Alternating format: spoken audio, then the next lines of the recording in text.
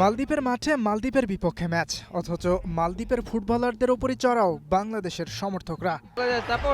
খেলা দেখে বোঝার উপায় নেই মাঠটা মালেতে নাকি ঢাকায়। লাল সবুজের ফুটবল ফ্যানরা বুঝি এমনই ক্রেজি। রেফারির একের পর এক সিদ্ধান্তে ক্ষিপ্ত বাংলাদেশের ফুটবলাররা।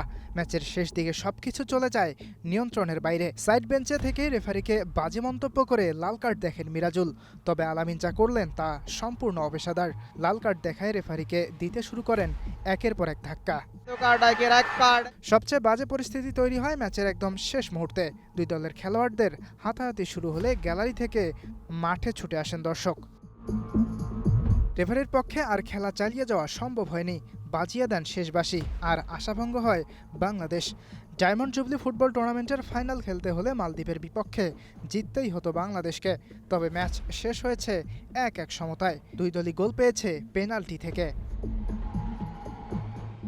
বাংলাদেশের জয়ের জন্য মরিয়া ছিল, তবে মালদ্বীপ যেন ড্রতেই সন্তুষ্ট। ম্যাচের শেষ দিকটায় ডিফেন্সের দিকেই বেশি মনোযোগী ছিল স্বাগতিকরা। 3 ম্যাচের 3টিতেই ড্র নিয়ে 3 নম্বরে থেকে বিদায় নিতে হলো বাংলাদেশকে। অন্যদিকে মালদ্বীপ আগের 2 ম্যাচে হারের পর বাংলাদেশের বিপক্ষে মাত্র 1 পয়েন্ট পেল। ইয়াসির আরাফাত সবুজ, স্টার প্লে।